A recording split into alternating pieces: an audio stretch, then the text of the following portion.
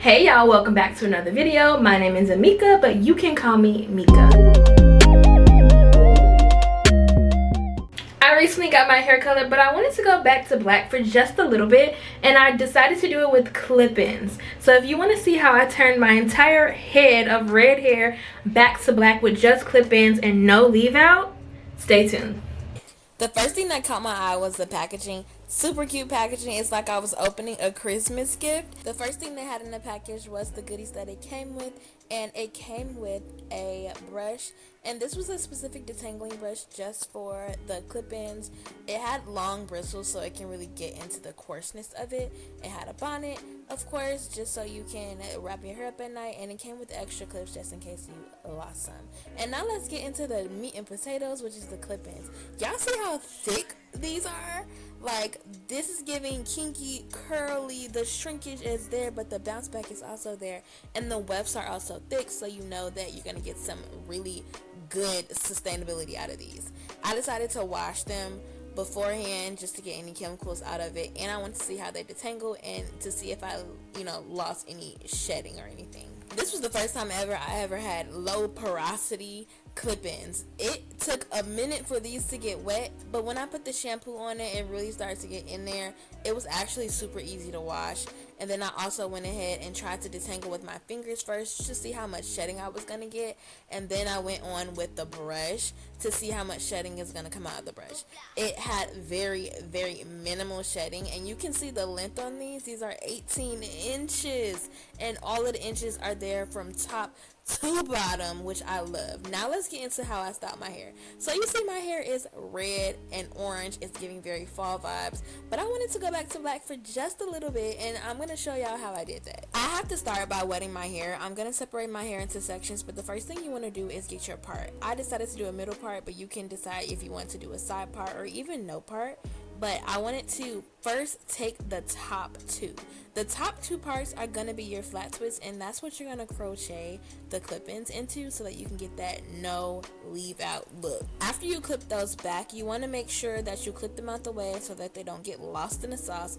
But then you're going to go ahead and tackle the back of your hair. I do not know how to braid, so I wanted to do this the easiest way possible, which is where I split my hair into two sections in the back, and then I go ahead and put that side away, and on the other side I'm gonna split that into two sections, and I'm gonna put the back section away and then focus on that front section. The front section, I'm literally just gonna put it in a plain old plait in the front. Yes, it's nice and chunky, but by the end of this video you'll see why none of that even matter. I just need to get my hair out the way. You want to take that back section and also put it in a big fat chunky plait. And what I'm going to do is I'm going to take my two plaits and I'm going to connect them. And all I did was just twist them together, and I made sure that it was behind my ear because I want my ears to be showing when I'm doing my clip-ins. And then I'm going to take that part and I'm going to swoop it to the back, and that is how I'm going to connect them. I connected them with bobby pins because I did the same thing on the other side. Now in the front, this is where it gets a little bit complicated, but follow me. I'm going to take this part of my hair and flat twist it backwards. You could also braid if you would like, but remember, I don't know how to braid, so we're going to go with the flat twist and call it a day. Now remember, this is not a flat twist tutorial, so if you want to see that, I'll link that to this video. But I flat twisted both of the flat twists in the front of my hair and those pieces, and then I twisted them together and then put it back and connected them with a bobby pin so that they can lay down. Next, it's time to add these clip-ins. So I started with the two in the back first. I went smallest to largest. Make sure you unclip the clip-ins before you put them into your braids. I started from smallest to largest because I'm going from the smallest part of my head to the biggest part. After that, I put the 3 clip-in right on top of the 2 clip-in, and then it was at this moment that I realized that I hadn't styled them yet. So I went ahead and grabbed my mousse from Pattern, and then I used a spray bottle with just water in it, and I'm going to use their detangling brush so that I can give some definition back into these. At this time, I was putting water on them and trying to detangle them out, and then I also added a little bit of mousse just to give back some definition. But then I also realized that as I was styling them, I was also pulling them out of my head, so I decided to style them before I put them in my head instead.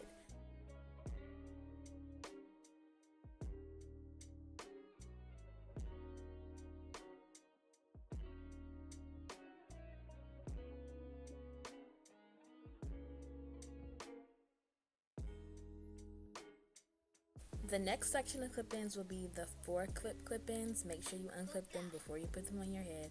But I put that slightly on top of the 3 clip-in that I already have in my head. And I wanted to make sure it went around the entire perimeter. So I started in the middle and then I went around and put it on the sides. For the 5 clip-in, I want you to do it a little bit different. You can measure it just to make sure it goes around the perimeter that you want to, but you want to start at the sides because you want to hide those side braids that are hanging around in there, and it can look like it's covering the perimeter of your head. Now, honey, this looks a little crazy, but after that, I added another 5, and then I added the 4 is what you see me adding now. The last one that I wanted it to be close enough to my 2 flat twists in the back that I'm not leaving too much space, but I didn't want it to be on top of those flat twists. So next you want to grab your crochet hook. You want to take the crochet hook and go underneath your twist or your braid and grab some of that hair that is from the clip-ins, and you simply just pull it through. Be very careful not to pull any of your own hair that may come through with the flat twist, but then you just flip it over and you do the same steps for the second part. I struggled with this part so much because the hair is so kinky that it was easily tangled. You can see right here it's already getting tangled, and when I try to pull it through, I'm making sure I'm not pulling too much, and sometimes I did pull too much.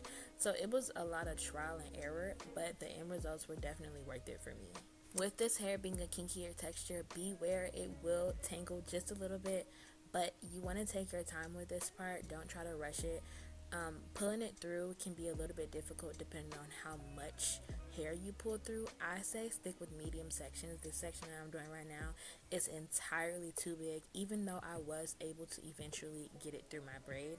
I want you to hold the braid down when you're pulling it through so that it doesn't come out, and pull it through all the way, and then take your fingers and then pull it out a little bit more so that the crochet hook isn't ripping out your hair.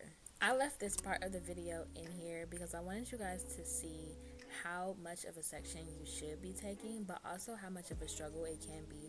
At this point I was rushing, so I just wanted to pull all the hair through, but it ended up tangling midway, and I thought all my hair wasn't pulled through, but it turns out it all was. It was just in a knot.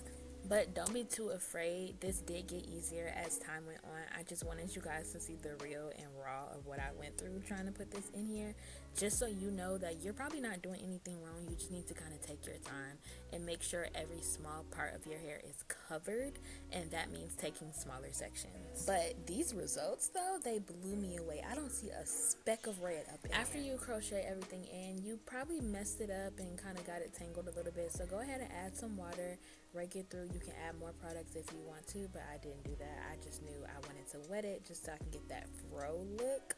And I was like, oh my god, look at how much of a difference it is when you add water. It looks a lot more natural. Now that you finished the video, I have a couple tips. So these clip-ins are really, really thick. As you can see, they're super thick, high density, and they're kind of coarse. So you want to make sure they're really wet before you start adding products so that you can actually get some definition out of them. Fresh out the package, the clip-ins didn't have any smell. They actually smelled really good. Not necessarily like perfume, but they smelled like fresh, like they were already clean. But I decided to wash them just in case. These are definitely very thick, but they're not very heavy, which is a plus. They're actually really very dense, so it did take a little bit more detangling, but I like leaving them in this state. I don't want them to be super defined because I don't get as much volume as I wanted. The measurement that I use is I started in the back of my head. I used 2, 3, 4, 5, and then I did another 5, and then I did a 4. I have a small head, so that covered my entire head,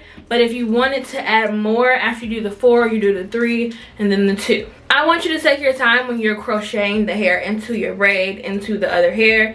As I mentioned, this hair is really coarse, it's really thick, so it's easy to get tangled in there. And as y'all can see, that it took me a long time to really get it and really understand it, and to cover up my red hair. Now, if you want to know how to take it down, I am going to record a takedown video next week, so stay tuned for that. Let me know if you have any more questions about these clip-ins. I had a great time doing this, and I'll see you in a takedown video. Bye!